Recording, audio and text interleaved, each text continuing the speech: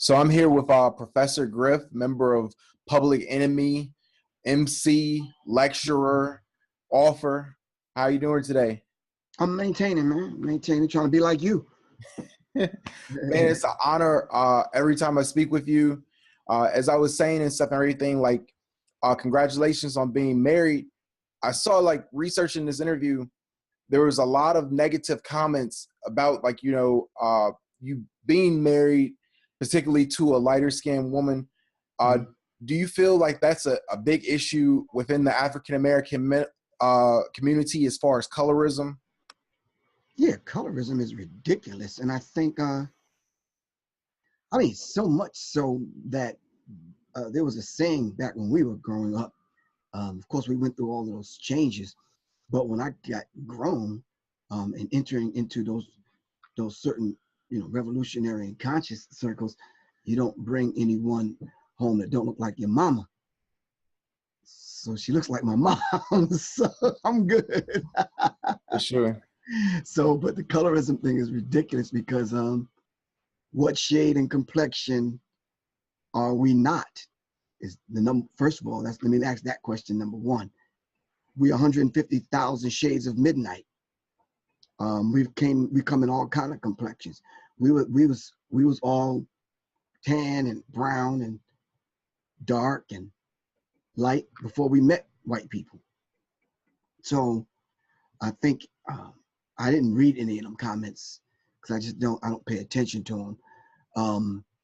But it says that in the scripture, be careful when an unrighteous person brings you news. You understand what I'm saying? Yeah. So we have to check the people that's asking the questions. And I bet you, I'm willing to bet you money that the people that were saying it didn't have a profile picture. Am I right or wrong? Yeah, you're absolutely right. Yeah, I know, because that's the game. That's the game that they play. Because they want us to discount. They want us to discount anybody that's not darker than they are. So they want us to discount the Huey P. Newtons, the Phil Valentines. They want us to discount the Oshawa Quasis of the world. They want us to discount W.E.B. Du Bois. They want us to discount the Shashi McIntyres, and I could give you a whole host of people. But that is ridiculous.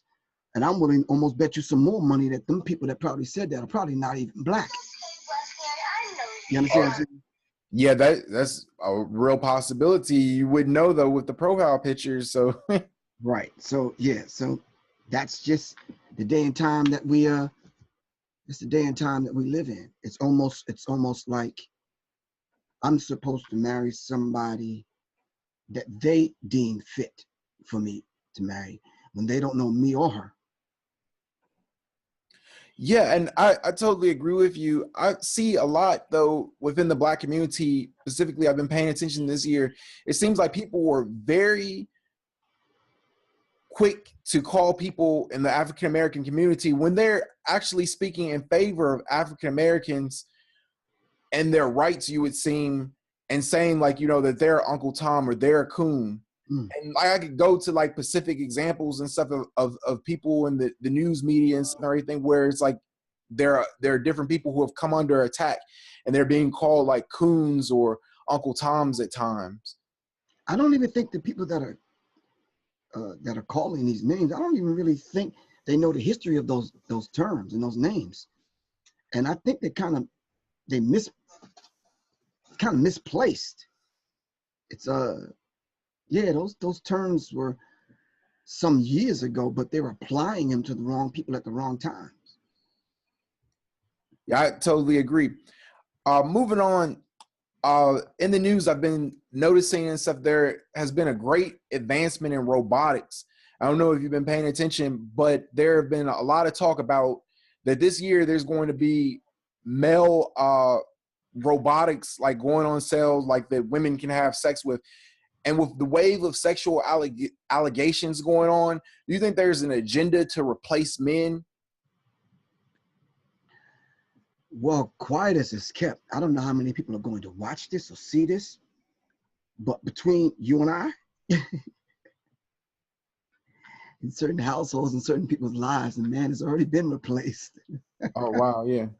How long do you think these sex toys been around, man? You crazy. That's You need to do some more research, bro. that's a good point. Have you seen about the child sex bots that they could prevent pedophilia?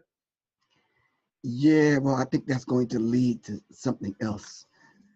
Along with chipping your child, like they chip pets, giving them the implantable biomicrochips. There's a friend of mine, Siddiqui Bakari, who studies and teaches about transhumanism. And he talks about the whole idea of morphing man and machine. This has been around for a long time. What do you think we're on right now?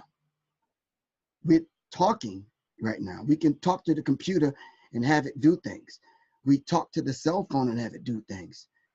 I bought a TV a couple of years ago where when they gave me the remote, they said, no, you don't have to change the channel. Just hold the button down and speak into it, and it'll find what you want. So it's been around for a long time. Cars are parking themselves.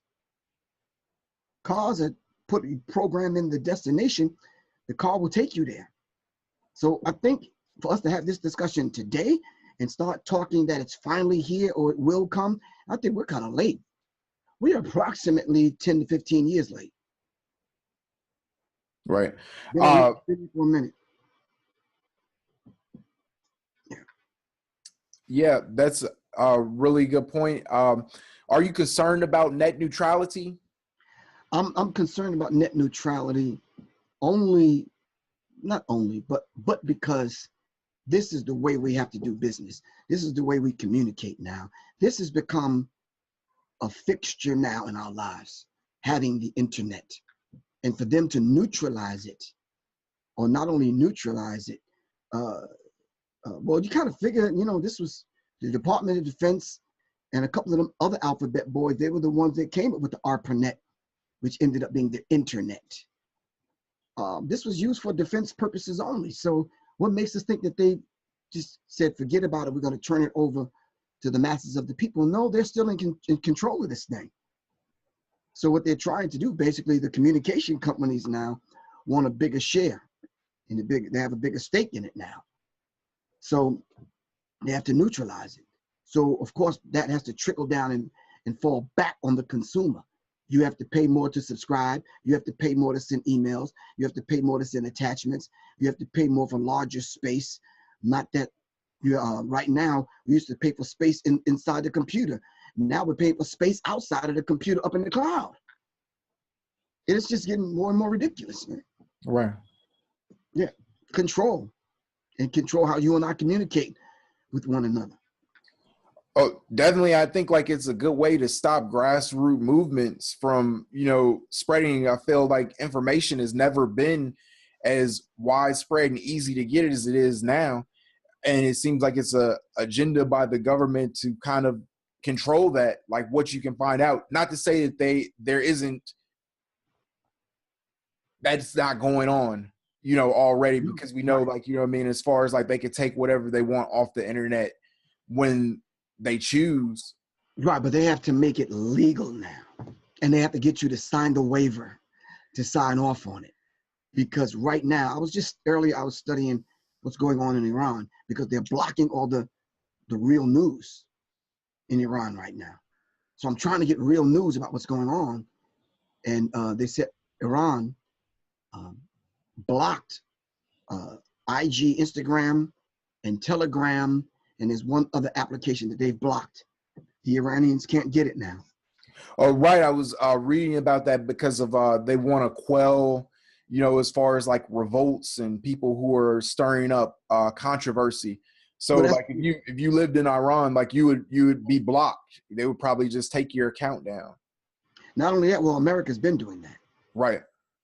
Yeah, but they want to make it seem like Iran and other places the boogeyman is hiding up under the bed or in the closet. Are you interested in living in America with Oprah as president? I don't know if you saw her speech that everyone's speaking about at the Golden Globes.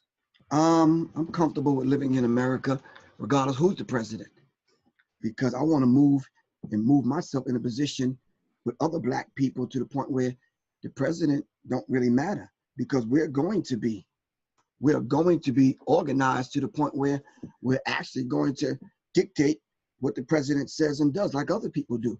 You got Jewish lobbyists, Italian lobbyists, you got different interest groups, you got LGBTQ, you get all of these people that have come together and that wield their vote and and flex their muscle to the point where the president and other people and politicians cater and bob and weave and lean towards speaking in behalf of some of these interest groups. Well, why can't we have an interest group and put forth the agenda what's best for our interests? So regardless of who's president, the president ain't nothing but a puppet seat anyway. The president don't run nothing but his damn mouth. He don't run anything. You already know that. That's true. He does, though, appoint the Supreme Court justices, and set some policy. He has some power, you could say, that influences our lives on a daily basis. Wouldn't you agree? Does he have more power than the plumber that comes to your house? The plumber Probably not. No. The plumber coming to my house. And you out of luck. You shit out of luck.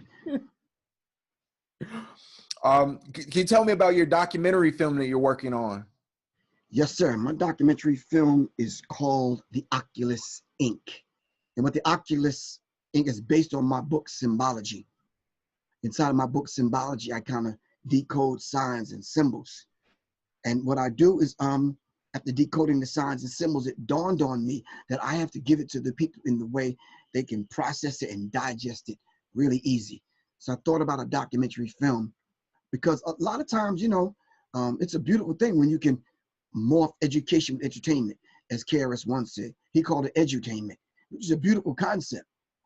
So I said, maybe they'll understand if I put it in a documentary film where they can get some popcorn and some vegan popcorn and some natural juices while they're at the movie theater. You understand what I'm saying? Right. But the Oculus is that secret society that writes your prescription.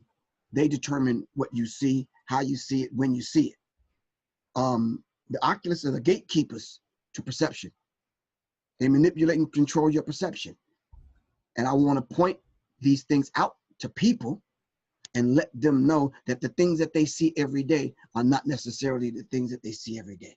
Reality is no longer reality. I know that's kind of deep, but let me give it to you and give you an example. You familiar with the Bank of America logo?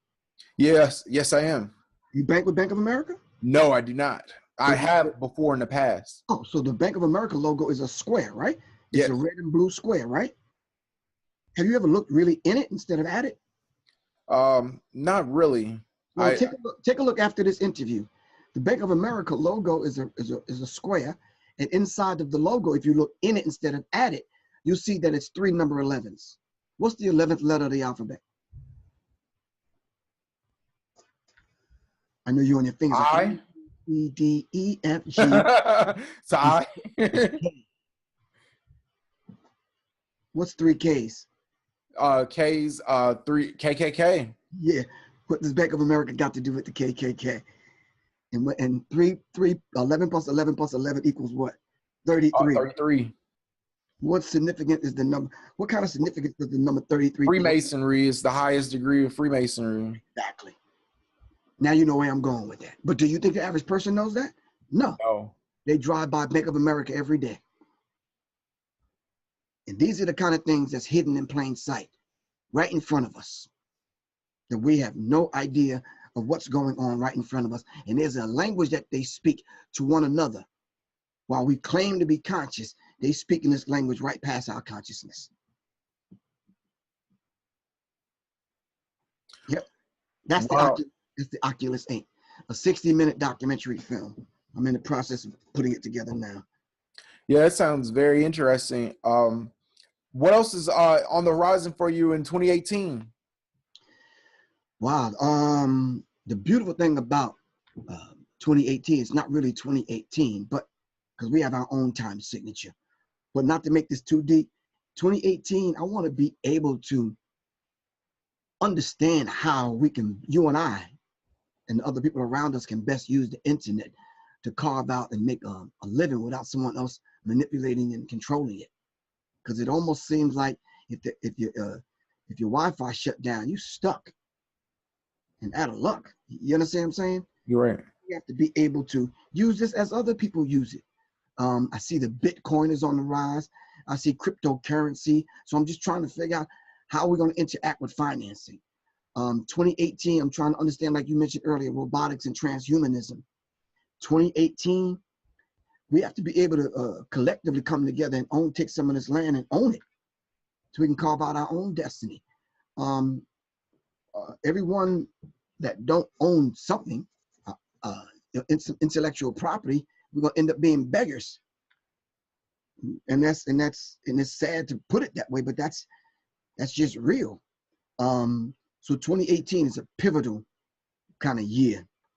Of course, you know, 18, the 1 and the 8 is 9, so it's a number of completion. But when you look at this whole idea of giving birth to something, it's a beautiful thing, man. And I think it's going to be a critical year for a lot of people doing a lot of things, bro. Business, personal, yeah. Man, it was an honor speaking with you, Professor Griff, and I'm really honored to like soak up your insight and stuff and everything from somebody who I consider a legend. And just like I'll definitely be interested in taking your online class, and and I'd like to build with you further and stuff and everything. You just have so much wisdom, and I appreciate speaking with you and you giving me the time. Okay, my online classes every Wednesday night, man. So anytime you got time, we just give basic subjects and we kind of toil over it for 2 hours, put it under the microscope, rip it, tear it apart until we understand it. It's a good environment. It's a positive one. There we can debate, argue in love, and we can toil over the information as you see behind me, the information that the ancestors have left us and the elders are still working on. I tell them every Wednesday night, we kneel at the feet of the elders and stand on the shoulders of the ancestors. That's just who and what we are. But I appreciate you looking like Dennis Edwards, man. All right, bro. Okay, definitely, Professor Griff. I appreciate you. All right, peace, man.